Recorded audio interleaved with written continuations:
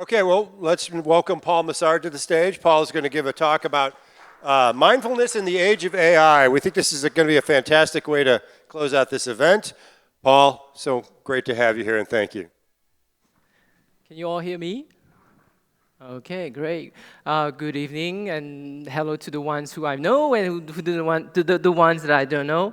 I'm Paul Massard. I'm in the field of leadership consultancy, coaching, and training. Very happy to be here. I'm based in Bangkok.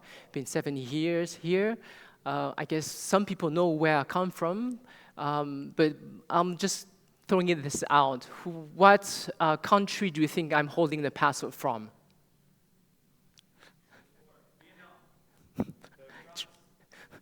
France. I'm French, but obviously I'm of a Chinese origin. Been traveling around Asia Pacific for the last 17 years. I'm happy to be here talking to you. So I'm super happy that Rajiv asked me to close the meeting. I'm very excited. I learned a lot. I'm not in the field of local search or digital marketing, but I'm very excited to be here and try to wrap this up and to bring a little bit of a human touch to what we've talked today. We didn't have an AI work through all the seminar talk, but I guess what was the word that was the most used, do you think, during the seminar, during the conference? Yeah? What the second word was? Yeah, so data and AI. So I'm going to talk about more the human side, and let's treat the world and the people, and especially ourselves, not as data, but actually as people. And so what I would like to do today is for you to come back and say, what we've done during the last 2 days was focus on what we can do. What we can do for our customers, what we can do to increase, to boost our services, to boost our business. What I would like to talk to you about today, just now, is can you do something about who you are? And by defining who you are, can you be better at what you do? Yeah. So that's the talk that I'm going to have today. Hopefully, you'll be able to catch it. A short introduction about myself. French, Chinese, I'm married. I have 2 beautiful daughters studying in the US. I miss them a lot. I've been in the corporate world. I've worked for GE Power. I worked for Saint-Gobain, a French multinational group leader in construction for 17 years. And now I've been in the leadership consulting world for about 3 or 4 years. Been in China for 12 years, in Shanghai, which, by the way, is not the highest population in China. I think it's Chongqing, but that's okay.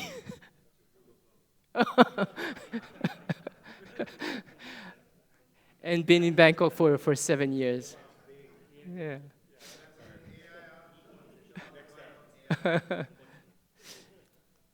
So the topic is mindfulness, but don't worry, I'm not going to ask you to sit and meditate for 2 minutes or for 20 minutes, look at a candle for 20 minutes and tell me how you feel. It's not going to be about that. I know you're busy. I know you're not here for that. You got emails to run. You have a business to run.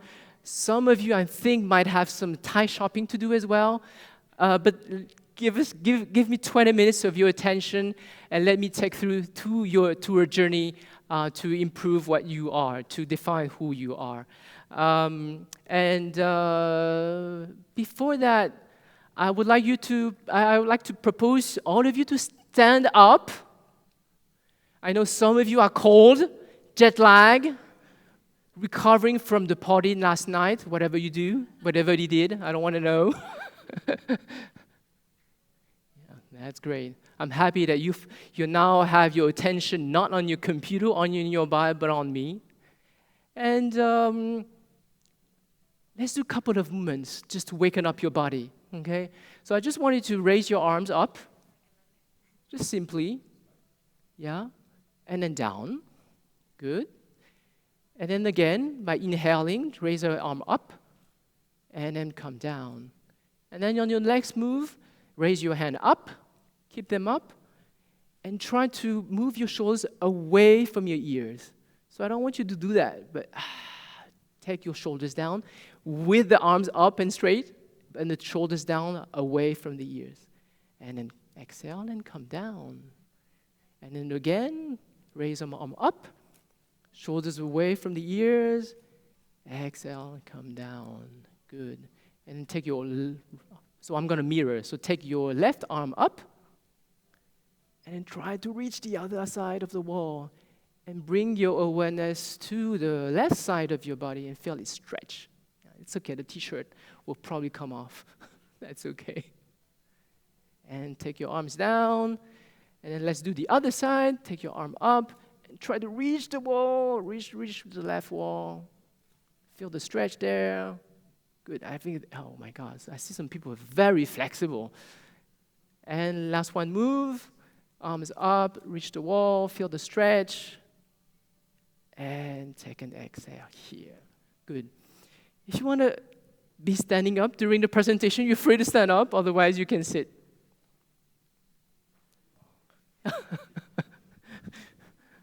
Very good.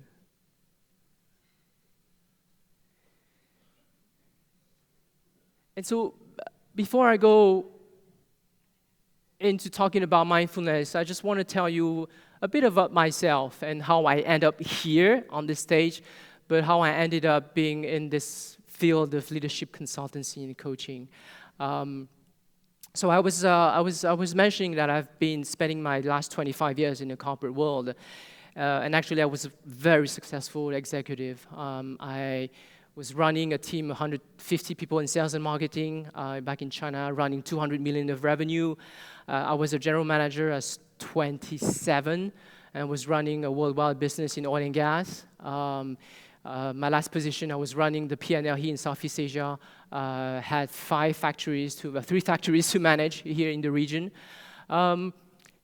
Everything was going well for me. And I remember that specific meeting. I was meeting with the VP of HR of the group I was working for. It's a huge group, $50 billion of revenue, 200,000 people. And he's coming to see me in Thailand. He's actually a good mentor, actually a very good friend, a very good supporter of my career. And he sits in front of me and says, Paul, you're doing a wonderful job. We're gonna get you to fly airplanes, meet people. We're gonna put you in charge of global business. You're gonna develop businesses, open new product. And he looks at me, waiting for a reaction. And what do you think I said? Nothing. I was blank. I was speechless.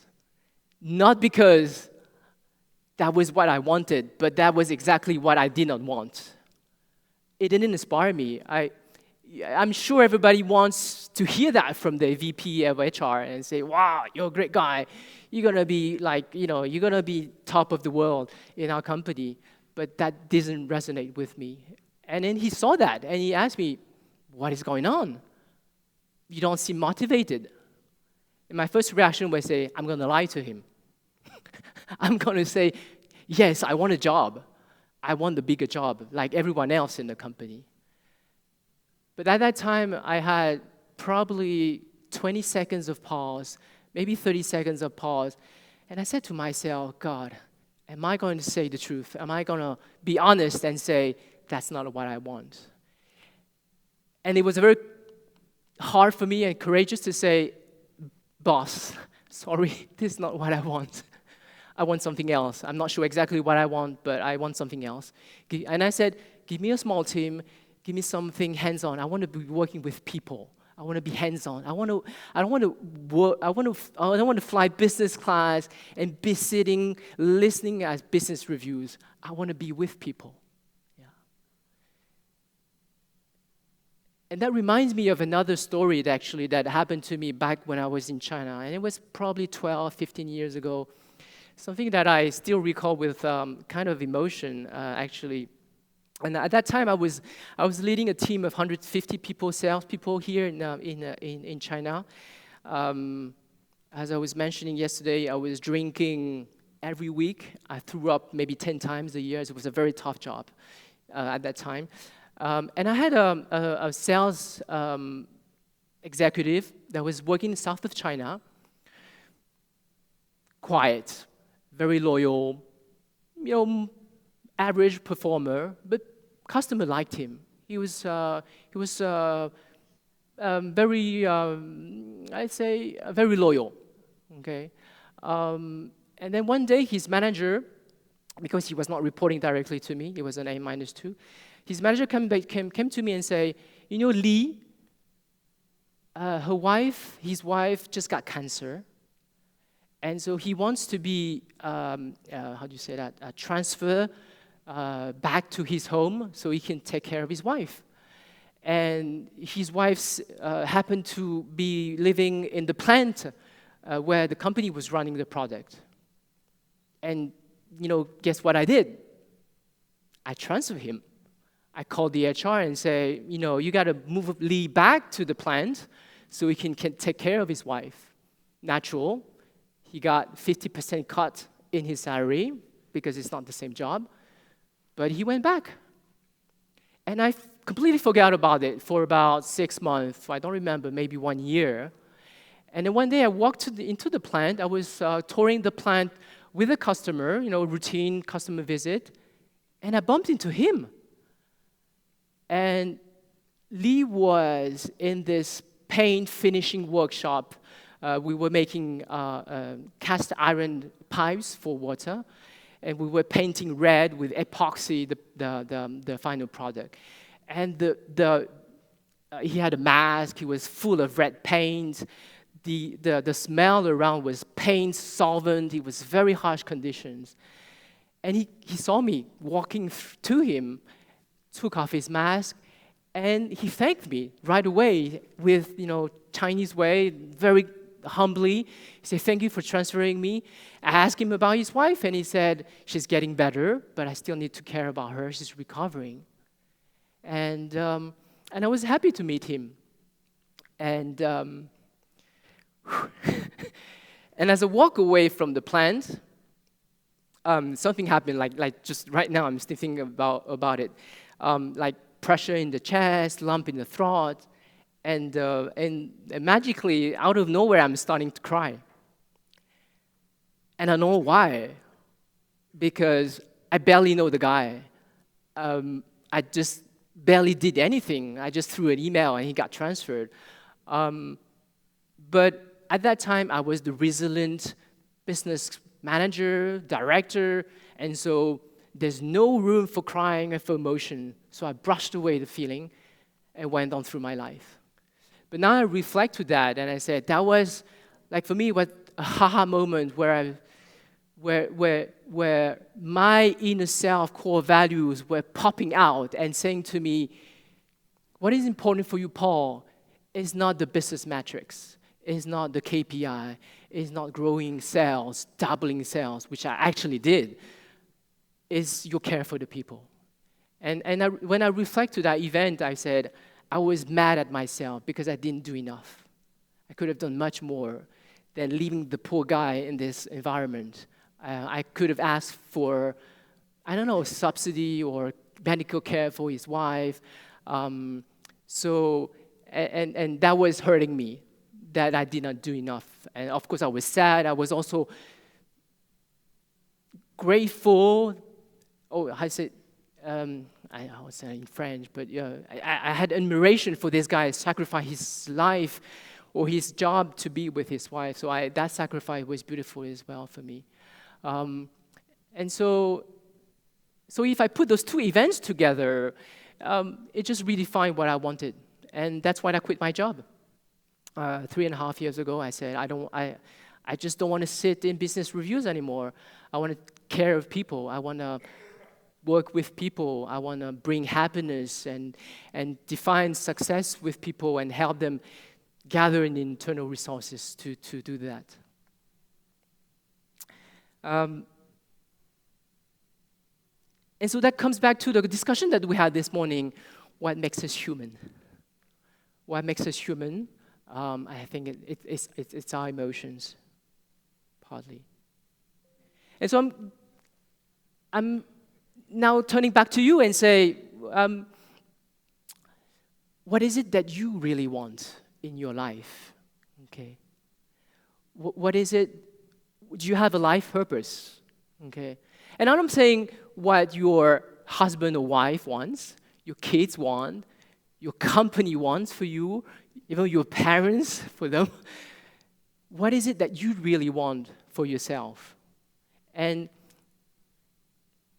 were there a aha moment in your life where you had some light about your core values, what is really important for you, and that you just brushed off because you got to do what you got to do, run the business. We are entrepreneurs here. Yeah. And so just picture yourself when you are 80 years old, sitting with your grandchildren, hopefully you will have, or not. What are you going to say to them? What will you say? I'm proud of doing this. I've done that in my life, and I'm proud to say that. Okay? And if I see myself at 80 years old, what I'm going to say is that I'm proud I grew that person from being a sales executive to a sales director.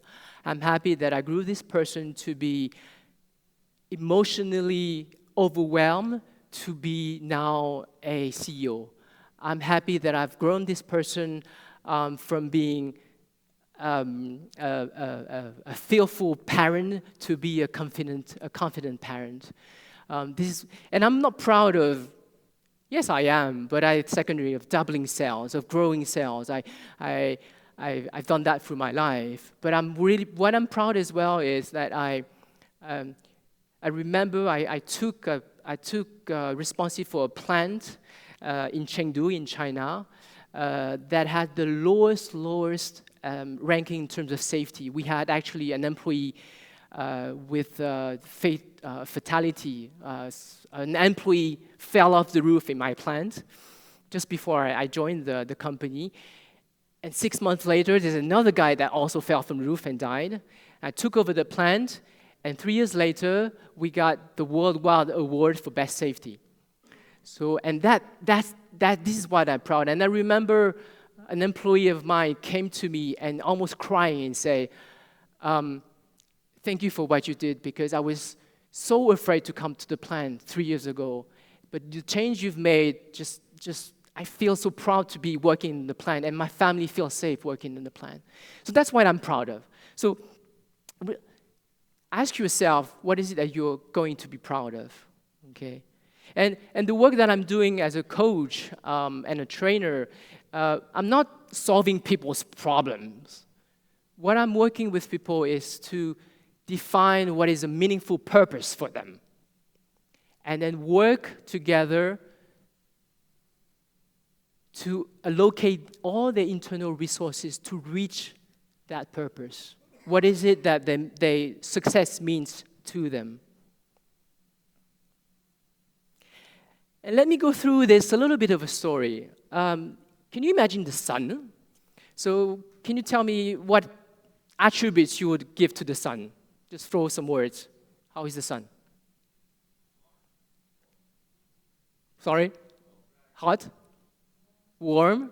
Okay. It's warm, it's hot, it's energetic, it's vibrant. Okay. And so today is very sunny, but a couple of days ago it was cloudy in Bangkok. How is the sun?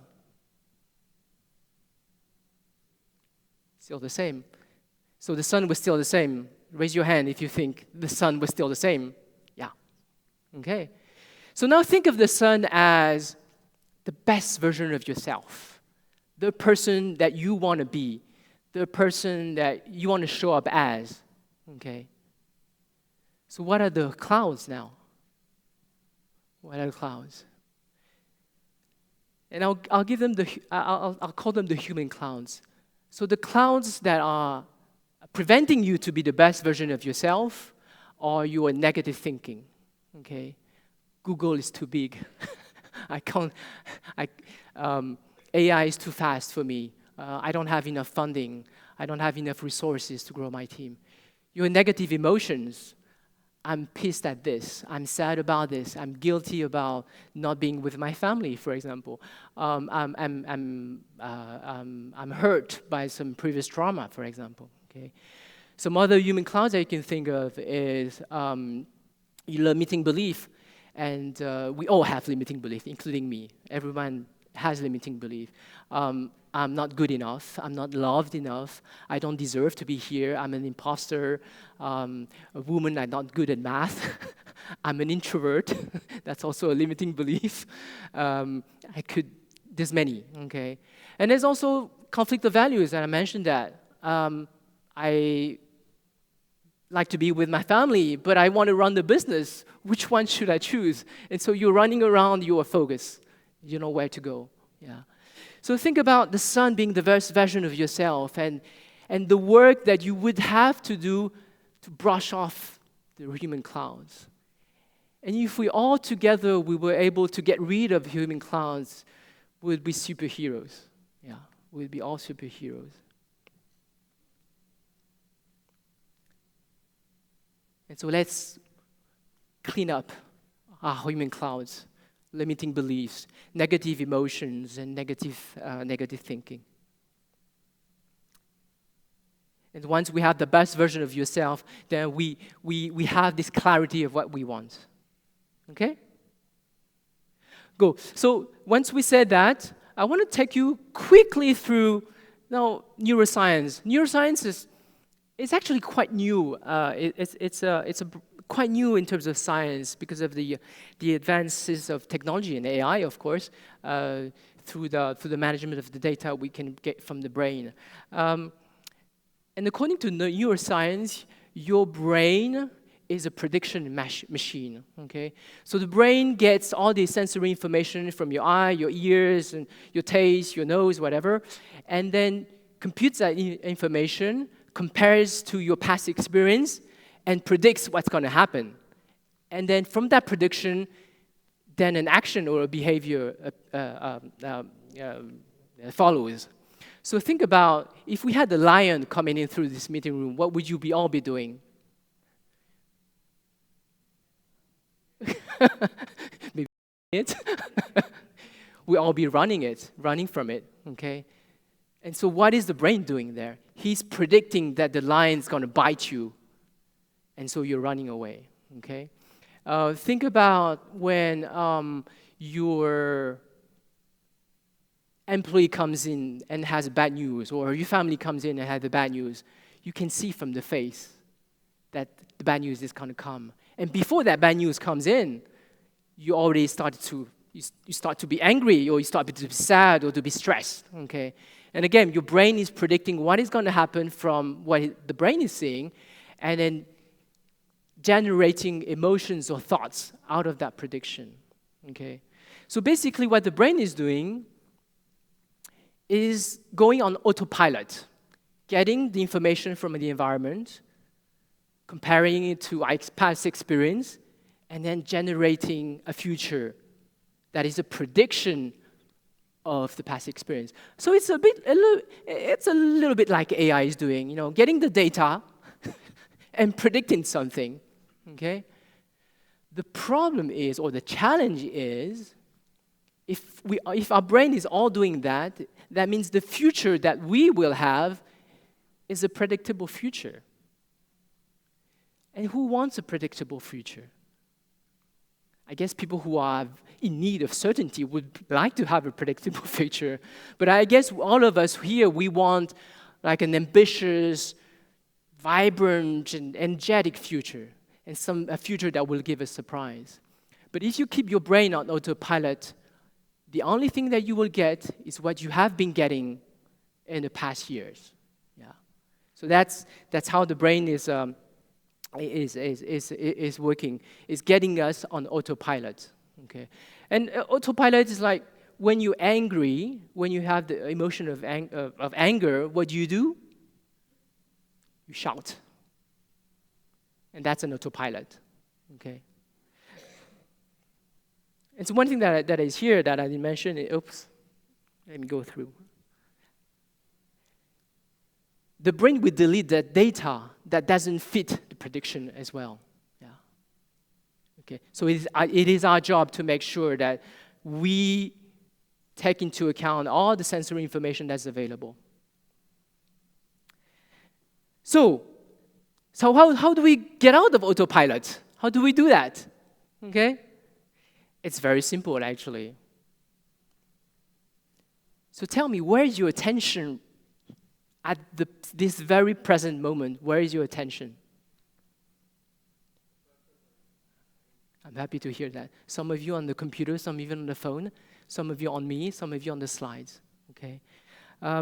So attention is what builds your future. It's the forerunner of your actions, okay? And in the age of AI today, you know, how many notifications you have during the day, how many emails you get disrupted from, how many calls. Hopefully we have Google Doc against the spam. We always disrupted. Our span of attention is actually very short, okay? And don't tell me that you can multitask, because neuroscience has shown that nobody can multitask, okay? It's an illusion. So our span of attention is now very short, and especially now that so much data is available. But attention is the key to build your future, okay?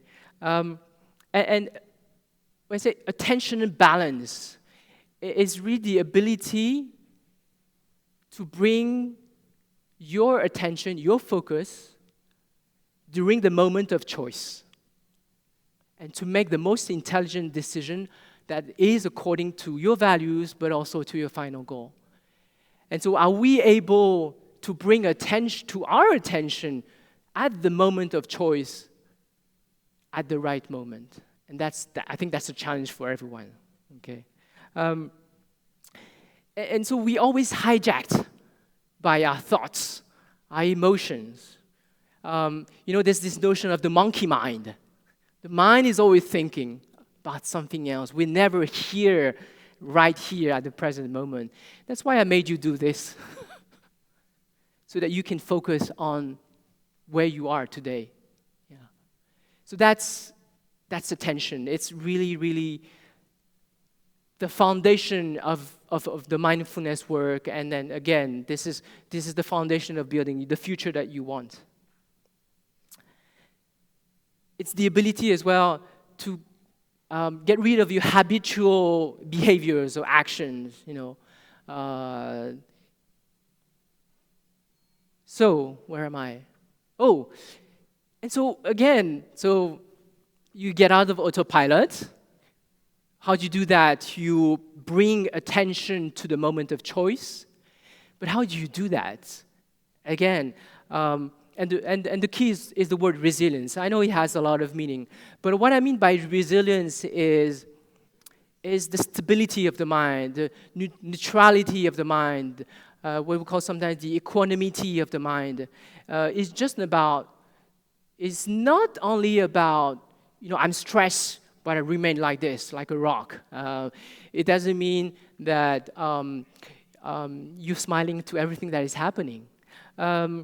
It means you're grounded in what you represent, in what you want, in what is important for you. Yeah, and resilience is a little bit like this superposition of rocks. It's whether there's a wind or someone tries to push it, it just stays there. So it's the resilience, the ability to reprogram your mind, to remove what I call the emotional noise, okay? And to reconnect with what you want, your energy and your attention, okay? And let me just give you a short story of a business case that happened to me. And it was like probably 5-6 years ago. We were running a very important customer in Malaysia. He wanted to develop a new product that would represent at least half of our sales in Malaysia. We're very excited about that, new machines. And the sales team and the product team brought in, a new product. And the customer was so urgently needing this that we said, okay, we'll take the risk and we'll bring the machine, not validated, not tested. And because the customer said, we bought one 2 years ago and it worked well. So we bought, I remember, maybe 200 or 300 of these machines. We brought in Malaysia. Customer claim. The machine doesn't work, doesn't fit the customer needs, not up to the specification. The sales teams come to me. I'm sitting in my office. They come to me, and I see their face like, I say, oh my God, what's happening? I start to have this stress. My brain is predicting something's bad's gonna happen. So I start to, all my muscles are tense. And then broke up the news. They said, we have a major quality claim. The customer wants to return all the products. So that was 500K euro. Good. And I was already imagining, having to deal with my boss, trying to explain the financial laws. We're out of the budget. How are we going to recover? I'm going to have to restructure. I'm going to have to fire people. So all this goes into my brain. And I was like stressed. But at that moment, and back to where is my intention at? Am I going to shout at my team and say, you did it, you repair it? Or am I going to listen and see what is happening? And I made the intentional choice to remain calm and say, okay, let's hear the story. Let's see what they have to propose. And they went on, told me the story. They came up with a solution. Maybe that was not the best.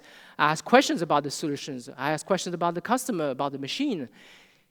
The general atmosphere was calm. I didn't shout at them. I wasn't angry. And I told to myself, like this, there was this inner voice that says, just shout at them. They did it. They were careless. They were negligent. You shouldn't let this happen. You should be tough on them. But that empowered them to find a solution to get out of the mess. Okay? And thinking that what was important at the moment of decision was to keep the customer. Not about blaming people. It was caring about the customer. And that was my purpose. So how do we do so that we keep this customer? And then they come with a solution. We said goodbye and said, let's meet tomorrow to see how it goes. And they went on. And I remember my sales manager came a year later and told me about this discussion and said, we were so happy that you didn't shout at us. And we were so happy that you empower us to make the choices and to implement solutions. Okay. So that's resilience. That's, I don't know, you can call it many things. Emotion control, emotional intelligence. But I was clear, okay? What would it be for me to be angry, shout at them, and then kill their creativity and their empowerment and their motivation to solve the issue? None. So I decided to do something else. Let's move on. And before we do that, I want to take you through a small breathing practice to let you experience what is attention, what is being self-centered, what is it, getting rid of the emotional noise. So if you are with me, you can find a comfortable sitting position, back straight. If you can put your hands onto your laps, feet straight onto the floor, okay? Relaxed, okay? Just relax. And if you want to close your eyes, that's fine. If you want to open your eyes, that's also fine, okay? So it's going to take maybe 2 or 3 minutes. Just listen to my instruction. No strain. It's not difficult. Anyone can do it. And this is actually what I do every day as I wake up, okay? And so open eyes or close your eyes. Just breathe. And bring your attention to your nostrils. As simple as that. And imagine, so visualize the air coming in through your nostrils as you inhale and coming out of your nostrils as you exhale. And think about cold air coming in through your nostrils and then hot air coming out of your nostril. Your breathing rhythm can be slow, fast, can change. Just let it be. Just keep your attention on your nostrils and on your air. And if you feel like you want to move around, look around, that's perfectly fine. But once you've done that, just go back, bring back your attention to your breathing. Yeah. And then think about a smell that you love. Maybe the smell of the beach, the forest, or your favorite dish. And think about, imagine that you're smelling that smell up to the top of your nose. How does it feel? So continue to have your focus and your attention on your nostrils. And what I'm going to ask you is to breathe in for 5 seconds and breathe out for 5 seconds. So we're going to do that all together for maybe a couple of breaths. And so when you're ready, you finish your breath here, and then you inhale. 1, 2, 3, 4, 5. Exhale. 1, 2, 3, 4, 5, 6, 7. And again, inhale. 1, 2, 3, 4, 5. And then exhale. 1, 2, 3, 4, 5, 6, 7. And do that on your own. Count 5 as inhale and 7 as exhale.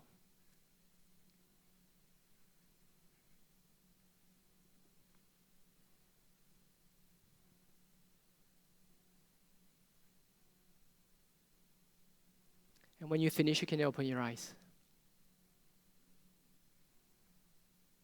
Good. How did it feel?